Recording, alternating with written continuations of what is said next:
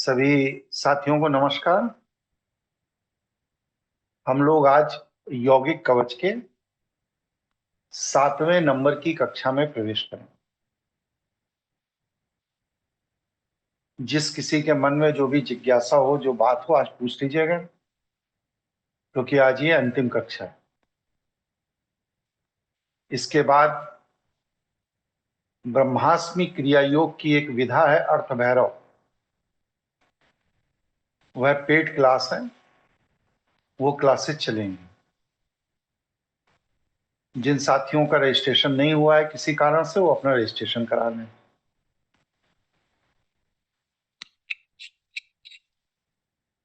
हमने कल बतलाया था कि तमस से मुक्ति। स्पीकर बंद करो अपना, आवाज आ रही, इको कर रही। हमने कल बतलाया था कि तमस से मुक्ति और जीवनी ऊर्जा का अधिकतम प्रवाह यौगिक कवच का कार्य करता है। तमस के लिए भी मैंने बताया था कि कोई भी चीज, चाहे वह भोजन हो, विचार हो, कार्य हो, कोई भी चीज अगर आप ग्रहण करते हैं और उसके बाद अगर आपकी चेतना कमजोर पड़ जाती, चैतन्य अवस्था कमजोर हो जाती, तो वह तमस है। बहुत बार आप ये महसूस करते होंगे कि कुछ विशेष लोगों के साथ उठते बैठते हैं तो आपको थकान लगने लगती, ऊब लगने लगती। खास तौर से वह लोग जो रातों दिन अपना दुखड़ा ही रोते रहते हैं। एक सज्जन थे, मैं दिल्ली जा रहा था, तो कहने लगे मैं भी साथ चलूंगा। हमने कहा चलिए भाई। मैंने उनको उनके घर से लिया और यहाँ आगरा एक्सप्रेस वे 22 किलोमीटर दूर है। इस 22 किलोमीटर में उन्होंने इतना अपना दुखड़ा मुझसे रो डाला कि मैंने अपना संबंध उनसे खराब कर लिया और मैंने वापस ले जाकर उनको उनके घर छोड़ दिया। हमने कहा भैया, आप जैसे व्यक्ति को मैं अपने साथ नहीं ले जा सकता। 22 किलोमीटर का मतलब पौना घंटे, 40 मिनट। जो आदमी 40 मिनट से बराबर अपना रोना रो रहा है, हमारे साथ ये हुआ, हमारे पिता ने ऐसा किया, हमारे भाइयों ने ये धोखा दिया, हमारी पत्नी का व्यवहार नहीं ठीक है, हमारा बेटा मेरी बात नहीं सुनता है, हमारे शरीर में यहाँ दर्द रहता है, वहां दर्द रहता है। जो इस तरह का निरंतर रोना रोता रहता है, ऐसे व्यक्ति से बचिए। ये आपके अंदर तमस पैदा करते हैं। और अगर इस तरह के व्यक्तियों के साथ आप उठते बैठते हैं तो आपकी वृत्ति तामसी न होते हुए भी आप में तमस की ऊर्जा बढ़ जाएगी। कुछ लोग होते हैं अपना आर्थिक रोना रोते हैं। हमने 12 साल पहले ये बिजनेस किया, घाटा लग गया, फिर 3 साल पहले ये किया, घाटा लग गया, फिर फला होटल का काम किया, उसमें घाटा लग गया, फिर फला सब्जी वाले के साथ जुड़े तो उसमें घाटा लग गया। समस्या का समाधान ढूंढिए। हर आदमी के सामने रोना मत रोइए। जो तामसी वृत्ति का व्यक्ति होता है उसकी वृत्ति होती है रोने की। महिलाओं में ज्यादा पाया जाता है। उनको पता नहीं क्या एक शौक होता है अपने को लाचार, बेवस, निर्बल सिद्ध करने का। और दुनिया में सब ने उनके ऊपर बहुत बड़ा अत्याचार कर रखा है। मैं अभी दिल्ली यात्रा में था। एक अरबपति व्यक्ति, गोयल साहब थे, वो आए मुझे कुंडली दिखाने, पत्नी के साथ आए। दोनों की कुंडली मैं देख रहा था, इतने में किसी का अर्जेंट फोन आया, गोयल साहब केबिन के बाहर चले गए। मात्र 25 सेकंड के अंदर उनकी पत्नी ने कम से कम 10 चीजें मुझे बता दी कि ये गोयल साहब का ये व्यवहार ठीक नहीं है, पैसा बहुत तेज पकड़ते हैं, मेरी बड़ी लड़की समय से खाना नहीं बनाती है, मेरी नौकरानी समय पर आती नहीं है। मतलब कि 25 सेकंड का स्पेस मिलते ही उन्होंने हमसे 10 चीजें अपने घर की बता दी।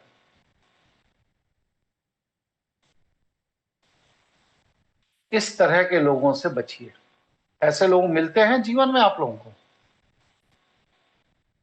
जी गुरु जी। बताइए, जी गुरु जी। मिलते हैं ना? एकता जी जुड़ी हैं कि नहीं जुड़ी हैं? जी गुरु जी प्रणाम। आपको ऐसे ही लोग मिलते हैं कि नहीं मिलते हैं? बहुत मिलते हैं गुरु जी। और आप उन्हीं के बीच में उठती बैठती हैं, फिर कहती हैं घुटना दर्द कर रहा है। कभी विचार नहीं आया कि इन लोगों से हमें दूर रहना चाहिए? बिल्कुल गुरु जी, आपसे जुड़ने के बाद तो काफी कुछ, बहुत कुछ बदल गया गुरु जी। बहुत सारी चीजें, हैबिट्स में भी और सोच में भी बहुत कुछ बदल गया। चलिए, बहुत अच्छा, आपका कल्याण। जी गुरु। देखिए, इन्होंने उदाहरण दिया अपना कि आपसे जुड़ने के बाद, आपके विचारों को सुनने के बाद मेरे जीवन में बहुत कुछ बदला। कोई दवाई नहीं की, कोई इलाज नहीं किया। दिल्ली में रहती हैं, नोएडा में, एक संपन्न परिवार की महिला है। लेकिन क्या है, नकारात्मक लोगों से घिरे रहने के कारण 25 तरह की दिक्कत इनके शरीर में। और जब से मुझसे जुड़ी, इन्होंने नकारात्मक लोगों को दूर कर दिया, छोड़ दिया, इनके कष्ट खत्म हो गए। इसी तरह आप लोग भी चिन्हित कीजिए, जो भी व्यक्ति नकारात्मक बात करता है, दुख की बात करता है, तकलीफ की बात करता है, अपने ऊपर हुए अत्याचार की बार बार बात करता है, उस व्यक्ति से दूरी बनाइए। क्यों? मैंने कल इस पर एक लेख भी लिखा है। क्योंकि दुखी रहना उन्होंने अपनी वृत्ति बना लिया है। उन्होंने दुख को ही अपनी पहचान बना लिया। उन्हें यह लगता है कि अगर मैं अपने दुख की अभिव्यक्ति नहीं करूंगा तो समाज मुझे रिकॉग्नाइज नहीं करेगा। जो इस तरह के लोग हैं, जिन्होंने दुख को अपनी पहचान बना लिया है, अगर आप उन लोगों को अपने साथ लेकर चलेंगे तो वो आपके जीवन को दुखी करेंगे, आपके जीवन के कष्ट को बढ़ाएंगे, आपके जीवन की शारीरिक व्याधि, आर्थिक कष्ट, मानसिक कष्ट और यश प्रतिष्ठा को भी समय समय पर प्रभावित करेंगे।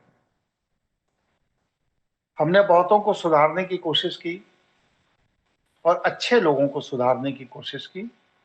जो अपने को कोई आईटी का बहुत बड़ा इंजीनियर बताता है, तो कोई बहुत बड़ा प्रॉपर्टी डीलर बताता है, तो कोई कुछ बताता है। उनके अंदर जो विकार हैं, उन विकारों को मैंने चिन्हित किया और उन्हें बताया कि आप अपना ये विकार छोड़ दीजिए। उन्हें अपने विकारों से इतना प्रेम है, इतना मोह है कि उन्होंने मुझे छोड़ दिया लेकिन अपने विकार नहीं छोड़ पाए। तो ये तमस को भोगने की वृत्ति। दुख किसके जीवन में नहीं होता भाई? सबके भाई बंधु होते हैं, माता पिता होते हैं, नातेदार रिश्तेदार होते हैं, बच्चे होते हैं, आराम होता है, तकलीफ होती है, जीवन में पैसे का भी संघर्ष करना पड़ता है, माता पिता की मृत्यु को भी देखना पड़ता है, भाई बहनों के कष्ट को भी देखना पड़ता है, सबको देखना पड़ता है। आप कोई ऐसे अनूठे नहीं है जो सिर्फ आप ही के साथ वो चीजें हुई, बाकी किसी और के साथ नहीं हुई, ऐसा नहीं। लेकिन आपने अपनी वैसी वृत्ति बनाई कि हमें देखना है तो बस सिर्फ दुख ही देखना है, सुख देखने ही नहीं है। अरे आप जिंदा हो, इससे बड़े सुख की और क्या बात है? आपका पति या पत्नी भी जिंदा है, इससे बड़े सुख की और क्या बात है। आपके बच्चे आपके नजर के सामने फल फूल रहे हैं, प्रगति कर रहे हैं, इससे ज्यादा सुख की और क्या बात है। आपकी बहू को 2 पुत्र पुत्री प्राप्त हुए, संतान प्राप्त हुई, इससे ज्यादा सुख की और क्या बात है। आज आप फाइनेंशियल रूप से सिक्योर हैं, ये क्या कम सुख की बात है। लेकिन नहीं, जो तमस वृत्ति का व्यक्ति है उसका चिंतन दुख पर ही होगा। तो दुख से मुक्त होइए, चाहे अपना हो और चाहे पराया हो, वह दुख तमस है। और इस तमस से मुक्त होना है। अब आप लोग देखिए, इतनी चीजें मैंने बताई, 15 मिनट समय दिया आपका। आप देखिए कि आप कितने तरह के तमस से भरे हुए हैं।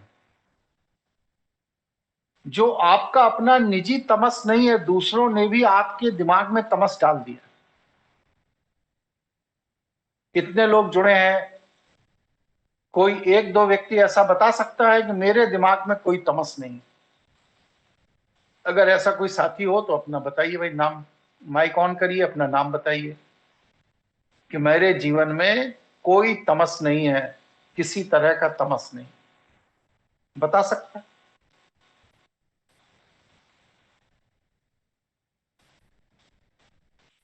नहीं है? नहीं है गुरु जी। नहीं है गुरु जी। हर व्यक्ति का जीवन तमस से भरा हुआ है। ये जो जीवन का तमस है ना, यही आपके ऑरे की ऊर्जा को बिखेरता है, जिससे आपको साधना के द्वारा इस बिखरी हुई ऊर्जा को घनीभूत करना है, दोबारा जोड़ना है। और जब तक आप इस बिखरी हुई ऊर्जा को दोबारा नहीं जोड़ेंगे, तब तक यौगिक कवच पूरा नहीं होगा। कहने का तात्पर्य क्या है? तमस से मुक्ति मतलब ऑरा जो बिखरा हुआ है उसको पुनः जोड़ना, घनीभूत करना, और अपने जीवनी ऊर्जा का प्रवाह उधर्वगामी करना। यह 2 क्रिया जब आप करते हैं तो आप यौगिक कवच की मुद्रा को प्राप्त करते हैं। मैंने कल यह भी बताया था कि अग्नि पर चढ़ा हुआ भोजन यथाशक्ति नहीं करना चाहिए। विशेष परिस्थिति हो जरूर कर लीजिए जीवन निर्वाह के लिए, लेकिन अगर आवश्यक नहीं है तो अग्नि पर चढ़ा हुआ भोजन मत खाइए। मैंने ये भी कहा था कि बार बार भोजन नहीं करना चाहिए। जो बिखरा हुआ व्यक्तित्व होता है वह बार बार कुछ ना कुछ मुंह में डालता रहता है, कुछ ना कुछ मुंह में डालता रहता है, क्योंकि उसका व्यक्तित्व बिखरा है। जो शांत है, गंभीर है, जिनके व्यक्तित्व में कोई बिखराव नहीं है, वो सूक्ष्म आहारी होते हैं। एक बार में जितना खाना है खा लिया, बस पर्याप्त, इसके बाद वो परेशान नहीं होते। तो मैंने क्या कहा? बिखरा हुआ व्यक्ति हमेशा बार बार कुछ ना कुछ मुंह में डालने की वृत्ति का होता है। जिसका चित्त डरा हुआ है वो एक बार में भरपेट भोजन नहीं करता, थोड़ा थोड़ा थोड़ा थोड़ा कई बार खाता। क्यों? क्योंकि चित्त का डर उसे संतुष्ट नहीं होने देता। इसी तरह मैंने कहा कि लालची व्यक्ति बार बार बार बार बार बार खाना खाता है। ये लक्षण है जिसके चित्त में बिखराव है, जो चित्त डरा हुआ है, जो लालची है, वो बार बार बार बार कुछ ना कुछ मुंह में डालेगा, जिह्वा के स्वाद के लिए डालेगा। और वो जो जिह्वा के स्वाद के लिए डालता है वह वास्तव में जहर खा रहा है। खाना पचना शरीर की सबसे कठिन प्रक्रिया है। आप देखिए, पूरे शरीर को ऑब्जर्व करिए, आंख खोल लिया, देख लिया, बंद कर दिया, कोई मेहनत नहीं। कान तो खुले ही हैं, कोई भी आवाज आई सुन लिया, कोई मेहनत नहीं। बोल दिया, कोई बहुत मेहनत की बात नहीं। और दूसरे जो कर्म है वो कर लिए, कोई बहुत मेहनत की बात नहीं। लेकिन जब आप खाना खाते हो तो शरीर को सामान्यतया 3 से 4 घंटे काम करना पड़ता है। 3 से 4 घंटे। और जब तक वो 4 घंटे काम करके थोड़ा विश्राम करने की स्थिति में आता है तब तक आप दोबारा खा लेते हो। फिर वो 4 घंटे काम पे लग जाता है, फिर आप तीसरी बार खा लेते हो। मतलब एक शरीर से आप 16 घंटे बस सिर्फ खाना पचाने का प्रोसेस करवा रहे हो। 16 घंटे, 24 में से 16 घंटे उससे आप खाना पचाने का प्रोसेस करवा रहे हो। जबकि कराना कितना चाहिए? बस सिर्फ 6 घंटे, और आप 16 घंटे करा रहे हो। लगभग 3 गुना उस शरीर से आप वह कार्य ले रहे हैं जो कार्य आपको बस सिर्फ 6 घंटे लेना था। जब शरीर 6 घंटे की जगह 16 घंटे, 18 घंटे उस कार्य को करेगा तो क्या है, शरीर अंदर से थक जाता है। और जब शरीर अंदर से थक जाता है तो फिर दुनिया की कोई भी दवाई आप खाइए, दवाई रिस्पॉन्ड नहीं करती। डॉक्टर अक्सर कहते हैं ना कि भाई ये मेडिसिन तो बहुत अच्छी है लेकिन रिस्पॉन्ड नहीं कर रही। तो वो जो रिस्पॉन्ड नहीं कर रही है शब्द डॉक्टर बोलता है, ये उन्हीं मामलों में बोलता है जहां पर पेशेंट का शरीर अंदर से थका हुआ होता है। वेंटिलेटर पर जाने के बाद भी बहुत से लोग 90-95% बचते नहीं। ऐसा नहीं कि डॉक्टर जो दवा दे रहा है वो गलत दे रहा है, अनुपयोगी दे रहा है ना, वो सबसे अच्छी दवा दे रहा है।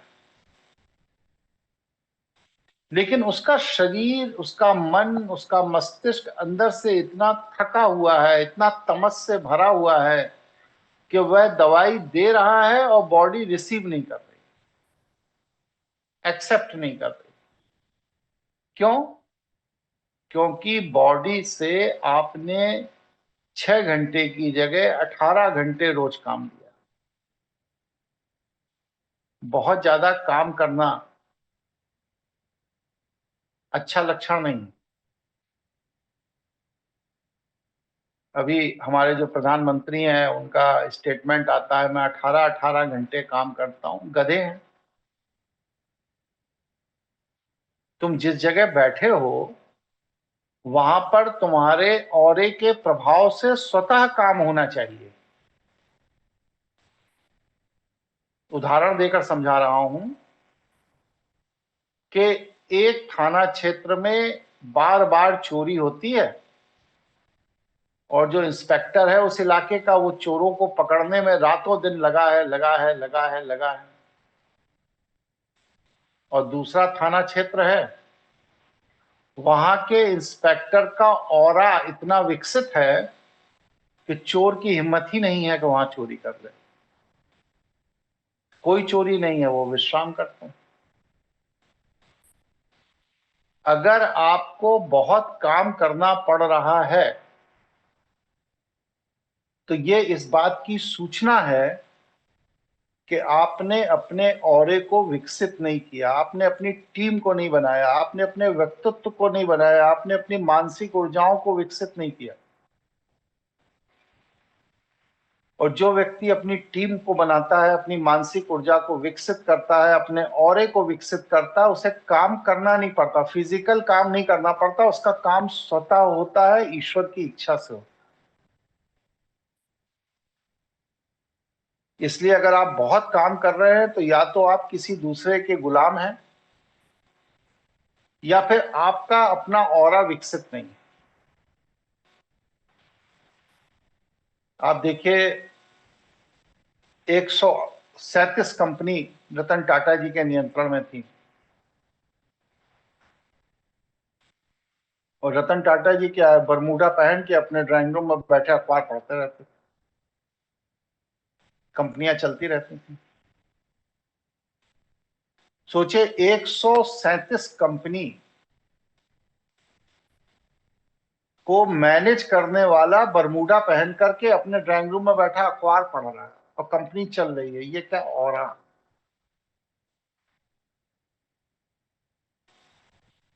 मुकेश अंबानी जी जिस बिल्डिंग में रहते हैं टॉप फ्लोर पे, उसी में नीचे उनके ऑफिसेज हैं। 2 बजे दिन में अपने रेजिडेंस से ऑफिस में उतर के आते हैं, 2 बजे दिन में, और उनका ऑफिस सुबह 9 बजे से शुरू हो जाता है। सुबह 9 बजे से 2 बजे तक उनके ऑफिस को कौन चला रहा है? उनका ऑरा चला रहा है। ईश्वर का ऑरा इतना घनीभूत है कि वो इस पूरी सृष्टि को चला रहा है। अगर ईश्वर का ऑरा घनीभूत ना होता तो आज सूर्य हजारों साल से एक निर्धारित समय पर निकलता है और निर्धारित समय पर डूबता है। चंद्रमा एक निर्धारित समय पर निकलता है, निर्धारित समय पर डूबता है। हवा, तापमान, पानी सब एक निर्धारित प्रक्रिया में चल रहे हैं। किससे? ईश्वर के औरे के प्रभाव से। मनुष्य ने ईश्वर के औरे के प्रभाव को दूषित किया है, इसलिए प्रकृति दूषित हुई। अगर मनुष्य अपना उत्पात न करे तो प्रकृति को बस सिर्फ 40 दिन लगते हैं अपने को संतुलित करने में। कोरोना काल में मनुष्य का उत्पात बंद हो गया। पंजाब से हिमालय पर्वत दिखाई देने लगा, चंडीगढ़ से पॉल्यूशन ही खत्म हो गया। तो ये क्या है? औरे का प्रभाव। आपका शरीर भी आपके औरे के प्रभाव से चलना चाहिए, किसी अतिरिक्त भोजन से नहीं। मल्टीविटामिन और ये क्या क्या जो लोग खाते रहते हैं, डॉक्टर खिलाते रहते हैं, ये स्वस्थ होने का लक्षण नहीं है। ये आपके शरीर की इंद्रियों को और शिथिल करता है। हमारे भी शरीर में विकार पैदा होते हैं। मैं तंत्र का कार्य करता हूं, बहुतों के रोग अपने शरीर पर ले लेता हूं, उनका प्रभाव हमारे शरीर में भी होता है, लेकिन मैं दवाई नहीं खाता। अपने औरे से ही अपना शोधन करता हूं। कुछ रोग जल्दी ठीक हो जाते हैं, कुछ में समय लगता है,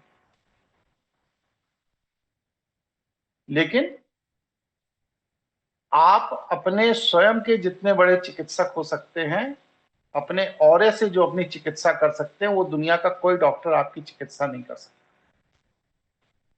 और जो नकारात्मकता से भरा है या नकारात्मक व्यक्तियों के बीच में उठ बैठ रहा है या नकारात्मक विचारों को सुन रहा है, समझ रहा है, विश्लेषण कर रहा है, दुनिया की कोई दवाई उसे स्वस्थ नहीं रख सकती। मैं देखता हूं बहुत सी महिलाएं टीवी पर, एक वो विकृत चित्त की महिला है, वो जितेंद्र की लड़की जो है, एकता कपूर,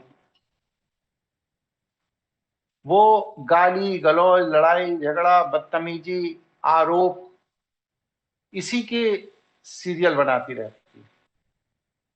सुप्रीम कोर्ट ने भी 2-3 बार वार्निंग दी उससे कि अपनी दिमागी गंदगी अपने घर में रखो। और ताज्जुब की बात यह है कि हमारे मशीनरी जो सरकारी सिस्टम है वो बिकी हुई है और उसके दिमाग की गंदगी घर घर में बिखरी हुई है।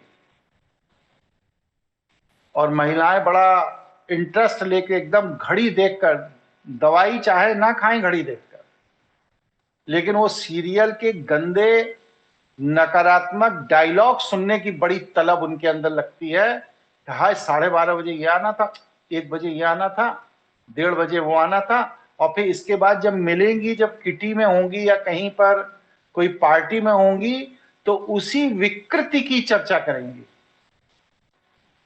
उसने अपने देवर को ये कह दिया, उसने अपने जेठानी को ये कह दिया, सास को देख रही थी किस तरह आंख निकाल निकाल के बात कर रही थी, बहू ने बहुत अच्छा किया, एक झापड़ मार दिया। तुम्हारी बहू तुमको मार दे एक झापड़ तब बड़ा अच्छा लग रहा है कि टीवी सीरियल में बहू सास को झापड़ मार रही, पत्नी पति को झापड़ मार रही, बहुत अच्छा लग रहा है।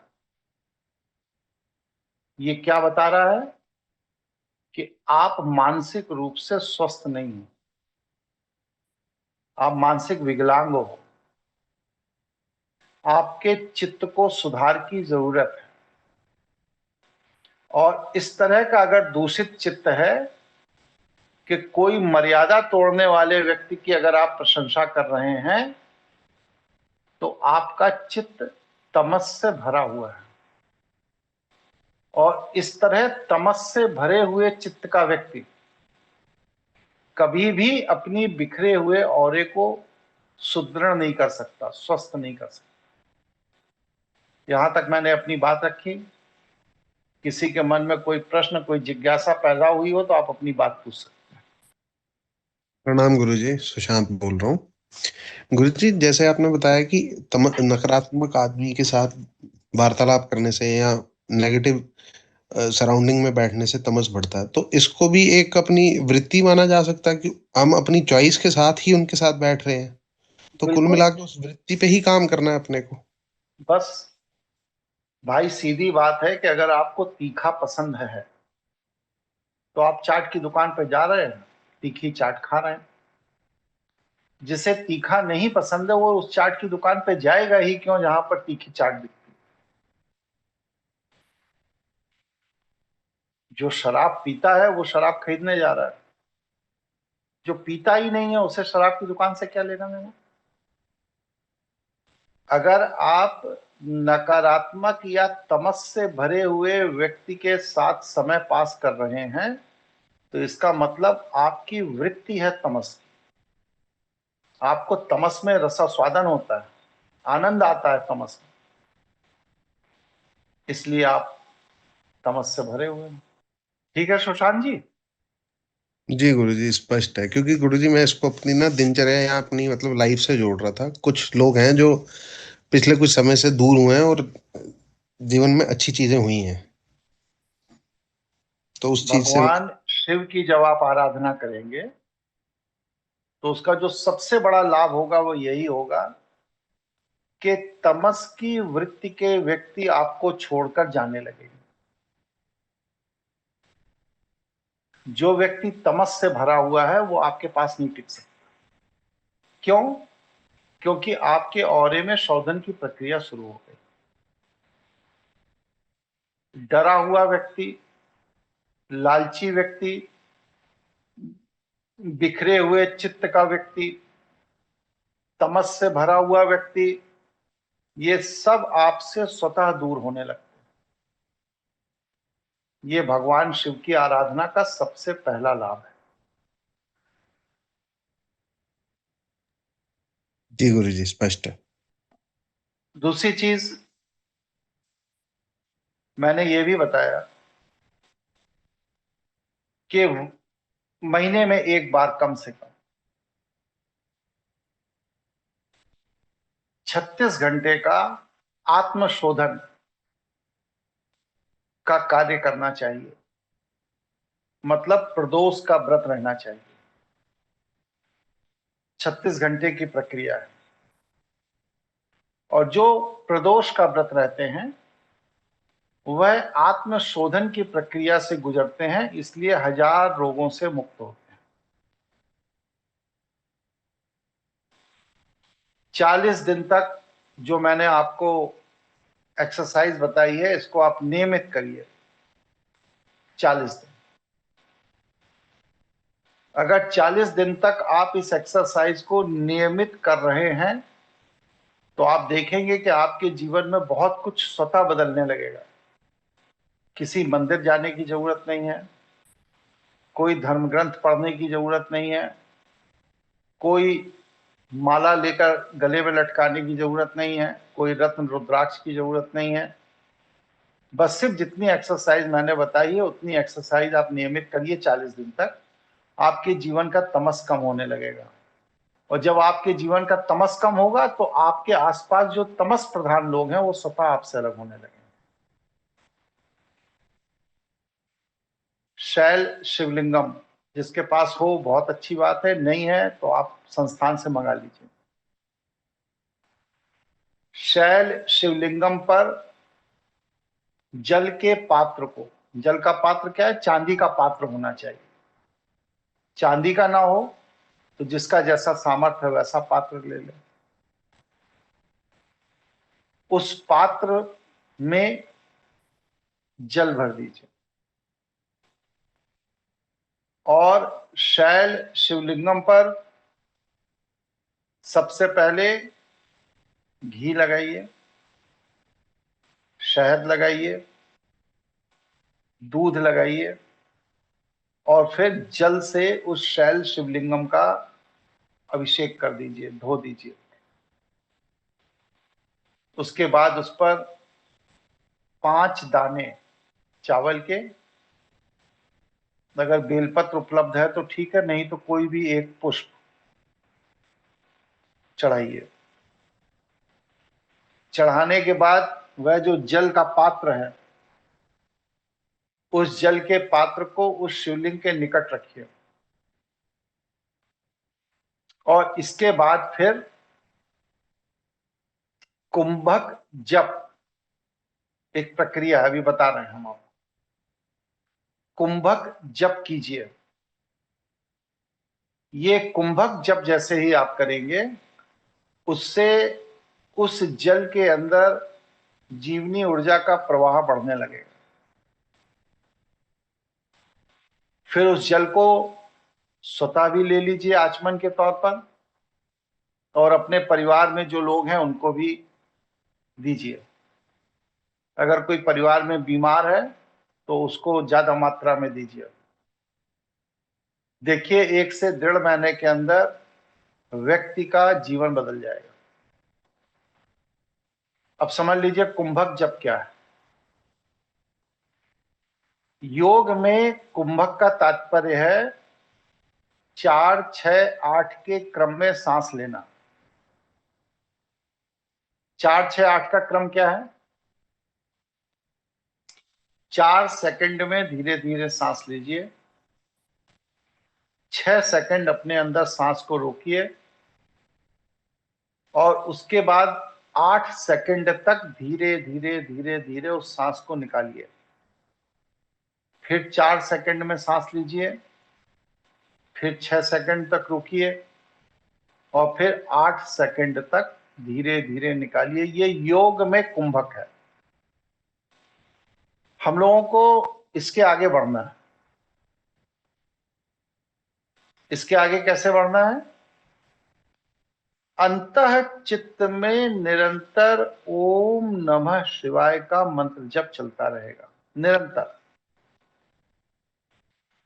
इसके बाद क्या करना है?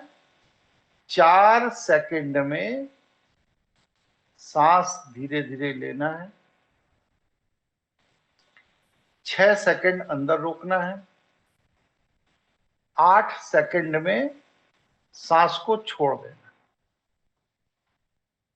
सांस को पूरी तरह छोड़ देने के बाद और दोबारा सांस लेने के बीच में जो समय अंतराल है वह 12 सेकंड का होना चाहिए। यह 12 सेकंड में आप जो संकल्प लेंगे, जैसे बेटा बीमार है तो बेटा ठीक हो जाए, पत्नी क्रोधी है तो उसका क्रोध शांत हो जाए, नौकरी में कोई समस्या है तो वह समस्या का समाधान हो जाए, आर्थिक दिक्कत है तो वह आर्थिक दिक्कत ठीक हो जाए, जो भी आपका संकल्प है वह इस 12 सेकंड में आपको एकाग्र चित्त होकर करना है। फिर से समझिए, 4 सेकंड में सांस लेना है, 6 सेकंड में सांस को छोड़ना है, 8 सेकंड नहीं 4 सेकंड में सांस को लेना है, 6 सेकंड तक सांस को अपने अंदर रोकना है, 8 सेकंड में सांस को छोड़ देना और फिर इसके बाद 12 सेकंड तक गैप करके दूसरी सांस लेना है। लेकिन ये जो 12 सेकंड का गैप करके आप दूसरी सांस ले रहे हैं, इस 12 सेकंड के अंदर आपको अपनी जो भी समस्या है उसके समाधान पर चिंतन करना है। समस्या पर मत करिएगा, नहीं तो समस्या बढ़ जाएगी। समाधान पर, जैसे समस्या यह है कि बेटा बीमार है, समाधान क्या है? बच्चा स्वस्थ हो। तो ये जो 12 सेकंड का अंतराल है, इसमें बेटा बीमार है यह चिंतन मत करिए। चिंतन यह करना है कि मेरा बेटा पूरी तरह स्वस्थ है। भगवान शिव को बहुत धन्यवाद, उन्होंने बेटे को पूरी तरह स्वस्थ कर दिया। यह संकल्प के साथ आप 12 सेकंड रुकिए और फिर 4 सेकंड में सांस लीजिए, फिर 6 सेकंड अपने अंदर रोकिए, फिर 8 सेकंड में उस सांस को छोड़ दीजिए और फिर 12 सेकंड रुक जाइए। इस तरह अगर आप 40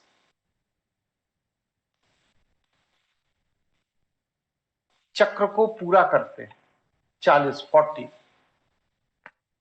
चक्र को पूरा कर लेते हैं, तो वह जो जल आपने शिवलिंग के पास चांदी के पात्र में रखा है वह सक्रिय हो जाता है, जागृत हो जाता है।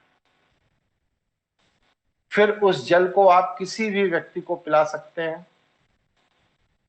मैंने देखा है यहाँ पर एक सज्जन थे, मिलिट्री के रिटायर्ड ऑफिसर, शराब पीने के कारण उनको कैंसर हो गया।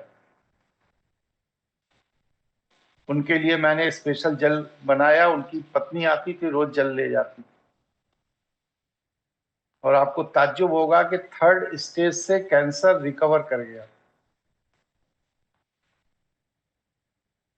तो ये प्रक्रिया है यौगिक कवच की।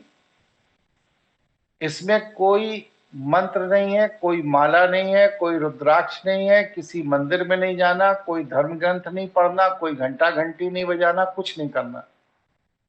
सब कुछ आपके अपने मानसिक ऊर्जा का खेल है।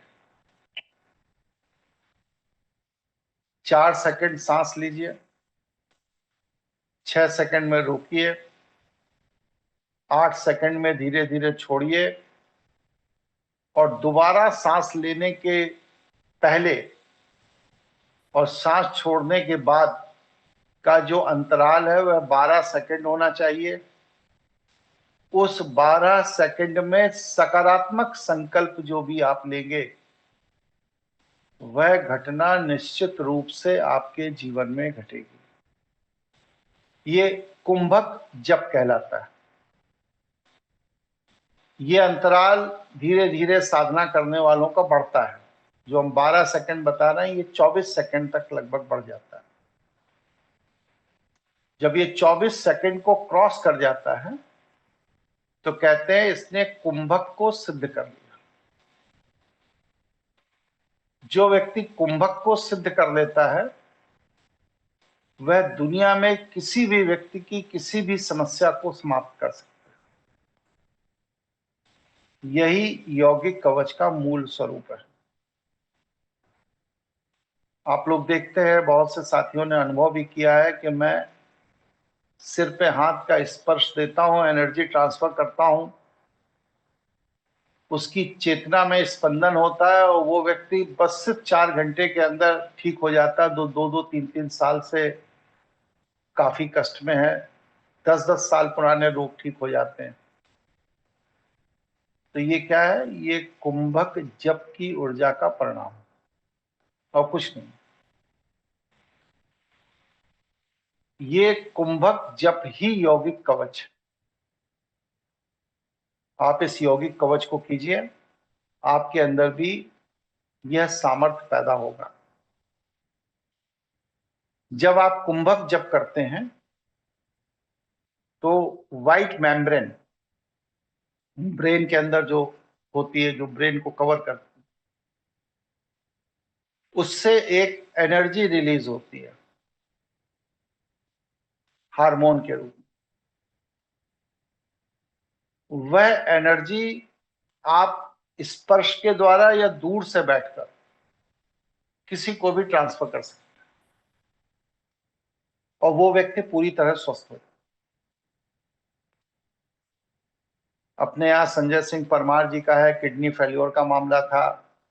बलजीत के भतीजे को पैरालिसिस का मामला था। एक सोमनाथ प्रजापति थे, उनकी दादी जी को पैरालिसिस का मामला था।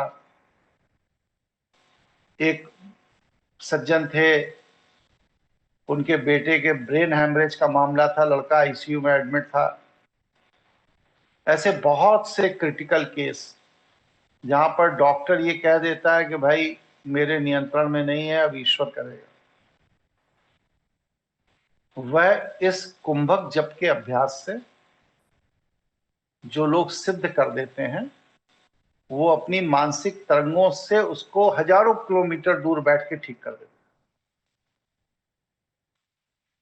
ये मैंने आपको यौगिक कवच का स्वरूप बताया। ये कुंभक जप जो है, ये मृत संजीवनी विद्या का प्रथम चरण है। 3 चरण तक की सिद्धि मैंने की है, आगे और भी चरण हैं, लेकिन ये प्रथम चरण है। आप भी इसको इस तरह की साधना करके जागृत कर सकते हैं और इसके द्वारा लोगों का कल्याण कर सकते हैं। नित्य 108 कुंभक करने वाला व्यक्ति इस दुनिया में किसी को भी ठीक कर सकता है। 108 कुंभक करने वाला, भयानक से भयानक रोग को वह शांत कर सकता है। इसके लिए उसे किसी जप, किसी पूजा, किसी अनुष्ठान, किसी गुरु, किसी की कोई जरूरत नहीं। 2 बातों पर विशेष ध्यान देना है। पहली चीज ये है कि कुंभक सहज होना चाहिए। हठ पूर्वक सांस रोककर नहीं बैठना, घड़ी लगा के बैठ गए, हठ पूर्वक सांस रोके नहीं। कुंभक आपका सहज होना चाहिए, स्वतः वह चले। 4, 6, 8, 12।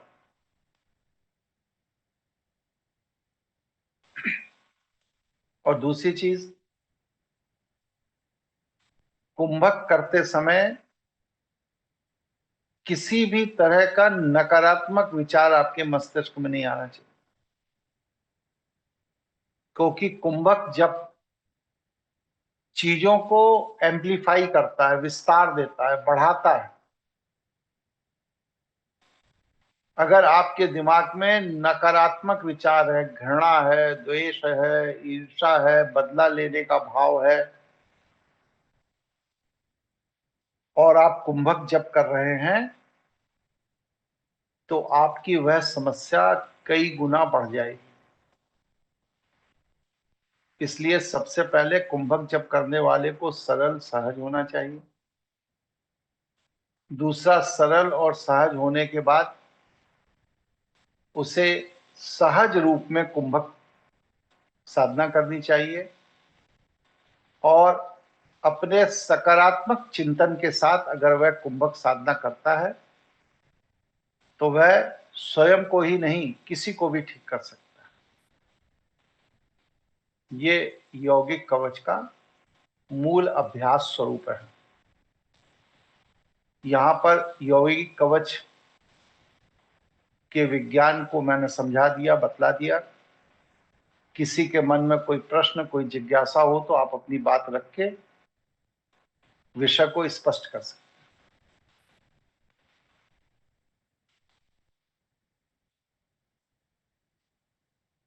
प्रणाम गुरु जी। गुरु जी, ये जो दो चीज पूछना था, ये आपने बताया शैव शिवलिंगम, अगर वो शिवलिंग नहीं है, दूसरा कोई शिवलिंग है जिसको हम लोग पूजा कर रहे हैं, तो उस पे भी ये कर सकते हैं क्या? और रिजल्ट देर से आएंगे, जी, कर क्यों नहीं सकते? बिल्कुल कर सकते हैं। हाँ, रिजल्ट नहीं, में जैसे विलंब हो। जी, जैसे मैं अपने पर्सनल बोल रहा हूँ, तो वो शिवलिंग भी गुरु जी आपने ही हम लोग को दिया था, जो अभिमंत्रित दिया था वो है। और दूसरा था कि जो पानी रखना उसको सेम डे कंज्यूम कर लेना, या उसको हम लोग स्टोर भी कर सकते हैं उसी किसी दिन पात्र में? उसी दिन साधना शुरू करने के पहले रखना है और जी, साधना पूर्ण होने के बाद कंज्यूम कर लेना। जी, उसको स्टोर नहीं कर सकते। और ये जो 40 दिन है, तो वो शिवलिंग जैसे आपने बताया दूध से और दही से रोज करना है, वो चीज ये अभिषेक रोज करना अभिषेक रोज होगा, दैनिक अभिषेक होगा। जी। और कोई प्रश्न किसी का? गुरुजी, मैं लता सिंह बोल रही हूँ। गुरुजी, जल में हमें कुछ दूध या कुछ डालना नहीं है क्या? प्लेन, एकदम सादा जल, मीठा कुछ भी नहीं डालना?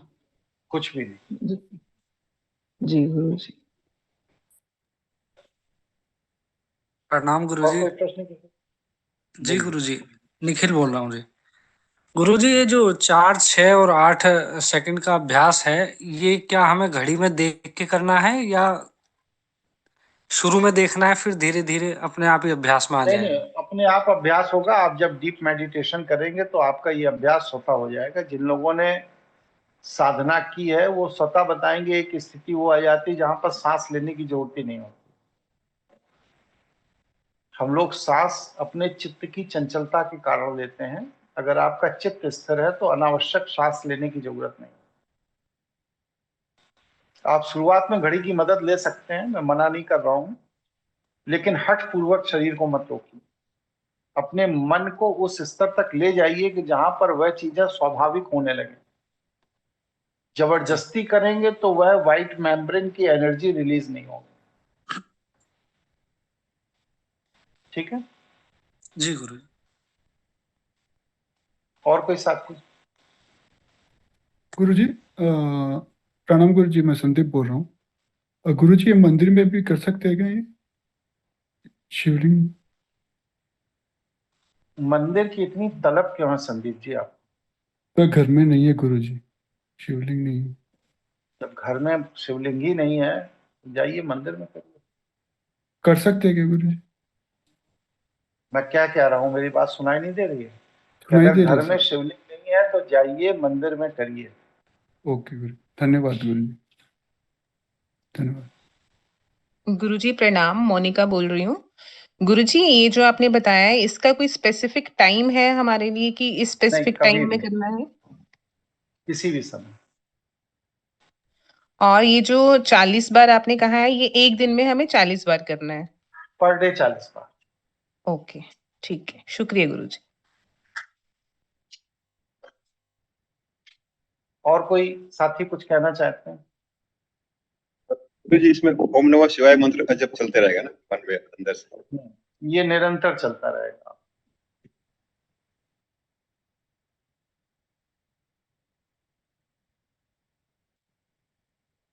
ठीक है।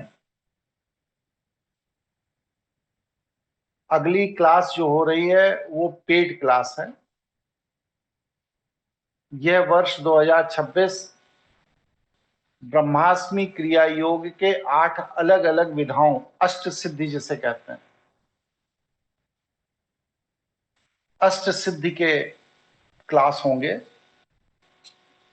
जीवन में जीवन निर्वाह के लिए 8 चीजों की जरूरत है, इसीलिए अष्ट लक्ष्मी होता है, अष्टभुजा होता है, अष्ट सिद्धि होती है। तो ये ब्रह्मास्मि क्रिया योग के अष्ट सिद्धि के क्लास है। सबसे पहली क्लास जो इसमें हो रही है वो अर्थ भैरव की हो रही है, क्योंकि अर्थ अर्थात धन के बिना कोई चीज नहीं चलने वाली। देवताओं और असुरों का लंबे समय तक जब संघर्ष चला तो असुर तो खैर पहले से ही गरीब थे, दरिद्र थे, उनके संसाधन खत्म हो गए, लेकिन देवताओं को भी आर्थिक विपत्ति का सामना करना पड़ा। लक्ष्मी तक कंगाल हो गई, कुबेर का खजाना खत्म हो गया, जीव जंतु पशु पक्षी वनस्पति सब यज्ञ के अभाव में, क्योंकि यज्ञ करने के लिए धन चाहिए, धन नहीं है। जब लक्ष्मी के पास ही धन नहीं है, कुबेर के पास धन नहीं है, तो धन है कहां? सब तो नष्ट कर दिया। तो उसके नष्ट कर देने के कारण प्रकृति की संपन्नता का क्रम रुक गया। उस स्थिति में देवताओं ने और दैत्य दानव असुर, ये जो 7 अलग अलग प्रजाति हैं, इन सभी ने मिलकर के भगवान शिव की स्तुति की। तब भगवान शिव ने संपन्नता के सूत्र बतलाए। धन नहीं दिया, भगवान शिव किसी को धन नहीं देते। वो कहते हैं मैं संपन्नता के सूत्र बतला रहा हूं, अपनी वृत्ति में इस सूत्र को अपनाइए और संपन्न हो जाइए। धन मैं किसी को नहीं देता, क्योंकि अगर आपका चित्त विकृत है और अगर ईश्वर आपको धन देगा तो आप उस धन का उपयोग सृष्टि के विनाश में करेंगे, विकार में करेंगे। एक शराबी को पैसा मिलेगा तो क्या करेगा? शराब के ठेके पे चला जाएगा। जुआड़ी को पैसा मिलेगा, क्या करेगा? जुआ खेलने चला जाएगा।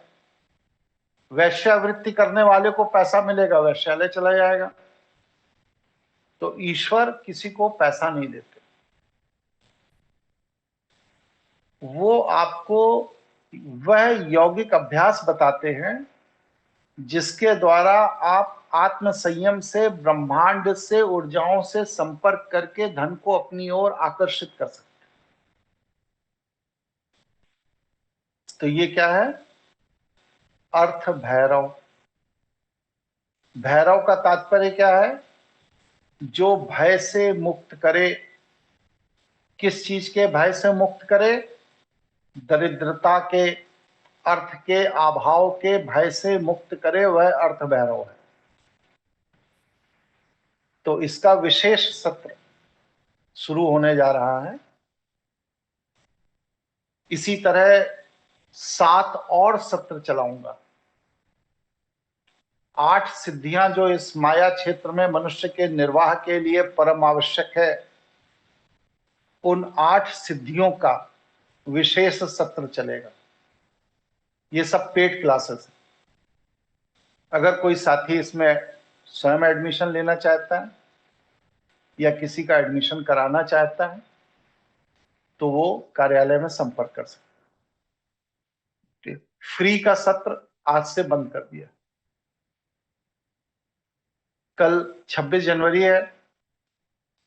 अगर आप लोगों के मन में कोई प्रश्न, कोई जिज्ञासा, कोई विचार कुछ होगा तो कल एक प्रश्नोत्तर सत्र रख सकते हैं। जिसके मन में जो भी प्रश्न हो आप उसमें व्हाट्सएप पर टाइप करके भेज दीजिएगा। अपने ग्रुप में उन प्रश्नों का उत्तर दे दिया जाएगा। लेकिन जो व्यक्ति अर्थ भैरव या ब्रह्मास्मि क्रिया योग के अष्ट सिद्धि की क्लासेस को करना चाहते हैं वो लोग अपना पंजीकरण करा लें। एक सिद्धि के क्लास में 20 क्लास होगी। जैसे अर्थ भैरव है तो इसकी 20 क्लास होगी। इसी तरह अगले सिद्धि की फिर 20 क्लास होगी, फिर 20 क्लास होगी। इस हिसाब से टोटल 160 क्लास होगी। जिन साथियों की रुचि है शैव जीवन शैली को समझने में, जानने में, अपनाने में, वो लोग अलग अलग सिद्धियों को सोच सकते हैं, समझ सकते हैं, उसके विज्ञान को जान सकते हैं। जो चीज आपको पढ़ाई बतलाई जाएगी वो दुनिया की किसी किताब में नहीं लिखी हुई है, कोई यूट्यूब का चैनल नहीं बता पाएगा, और जो यूट्यूब के चैनल पर लोग बता रहे हैं वो बस सिर्फ धोखा दे रहे हैं। इसलिए शुद्ध और सही ज्ञान प्राप्त करना हो तो मेरा विचार है कि आपको ये क्लास अटेंड करनी चाहिए। बाकी आपकी इच्छा है, आपका विवेक है। ये मेरा सुझाव है। आज क्लास पूर्ण हो गई। आप सभी लोग कुंभक जप की साधना करिए और अपना कल्याण कीजिए। इसी अपेक्षा के साथ आज की क्लास को मैं पूरा कर दूं। गुरु जी, सॉरी गुरु जी, एक चीज और पूछना था। ये जो हम लोग पहला जो अभी अभ्यास कर रहे हैं वो 40 दिन हो जाए फिर ये दूसरा शुरू करना या साथ में शुरू कर सकते? कौन सा पहला अभ्यास कर रहे हैं? वो वाला? वो नहीं, वो तो नियमित आपको करते रहना है। जी जी। कुंभक जप का अभ्यास तब करिए जब आप जो पहले अभ्यास मैंने एक्सरसाइज बताई है उनके द्वारा 40 दिन में अपने शरीर को ऊर्जावान कर लीजिए। जी जी। अगर शरीर में ऊर्जा नहीं है और अगर आप इस तरह करेंगे तो वो आपको लाभ नहीं मिलेगा। पहले 40 दिन जो मैंने अभ्यास बताया है उसको करिए। शरीर में ऊर्जा का स्तर बढ़ेगा। ऊर्जा के स्तर बढ़ने की पहचान ये है कि खाना खाने की इच्छा आपकी एकदम खत्म हो जाएगी लेकिन शरीर ऊर्जावान रहेगा। और जब यह स्थिति प्राप्त हो जाए तब कुंभक जप करिए। अगर शरीर ऊर्जावान नहीं है और आप कुंभक जप करेंगे तो आपको हार्ट में प्रॉब्लम आ सकती है, पैंक्रियाज में प्रॉब्लम आ सकती है, या ब्रेन में न्यूरॉन्स डेड हो सकते हैं। इसलिए कुंभक जप करने के पहले अपने को चैतन्य करना है। चैतन्य मतलब अपने को ऊर्जावान करना है। और ऊर्जावान करने के लिए जो अभ्यास मैंने बताया था 10 दिन पहले, उस अभ्यास को कंटिन्यू 40 दिन करेंगे और शरीर में ऊर्जा का प्रवाह बढ़ेगा। ऊर्जा के प्रवाह के बढ़ने का लक्षण यह है कि आपको भूख नहीं लगेगी। आपके दैनिक दिनचर्या में आप अपने ऊर्जा की शक्ति से ही अपनी दैनिक दिनचर्या पूरी करेंगे। अनावश्यक बार बार खाने की इच्छा आपकी खत्म हो जाएगी। और अगर ये लक्षण आपके अंदर है कि अब मुझे अपने जीवन निर्वाह के लिए खाने की जरूरत नहीं है, खाता मैं शौक से हूं, जरूरत नहीं, जब इस स्तर पर पहुंच जाइए तब कुंभक जप आरंभ करिए। और उस कुंभक जप से आप अपना ही नहीं, इस सृष्टि में किसी का भी कल्याण कर सकते हैं। मैंने तो प्रयोग के तौर पर बिल्ली का कल्याण किया, कुत्ते का कल्याण किया, गाय का कल्याण किया, पेड़ पौधों का जो सूख गए, मुरझा गए, जिनके अंदर अब कोई संभावना नहीं बची कि ये पेड़ कभी पुनर्जीवित भी होंगे, उनको मैंने एनर्जी ट्रांसफर करके देखा, प्रयोग किया, वो सब फिर हरे भरे हो गए। इसलिए जब पेड़ पौधे, जीव जंतु, पशु पक्षी का जीवन लौटाया जा सकता है तो मनुष्य का जीवन लौटाना तो सहज है, बिल्कुल लौटाया जा सकता है। इसलिए आप लोग इस साधना को अवश्य करें। ठीक है, हो गया? गुरु जी प्रणाम। सभी साथियों को नमस्कार, धन्यवाद। और अर्थ भैरव की क्लास के लिए जिसको प्रवेश लेना हो ले लीजिएगा, जिससे कि 2-3 दिन के अंदर उसका ग्रुप और एक्सेल सीट बन के सब रेडी हो जाए। नमस्कार। प्रणाम गुरु, धन्यवाद।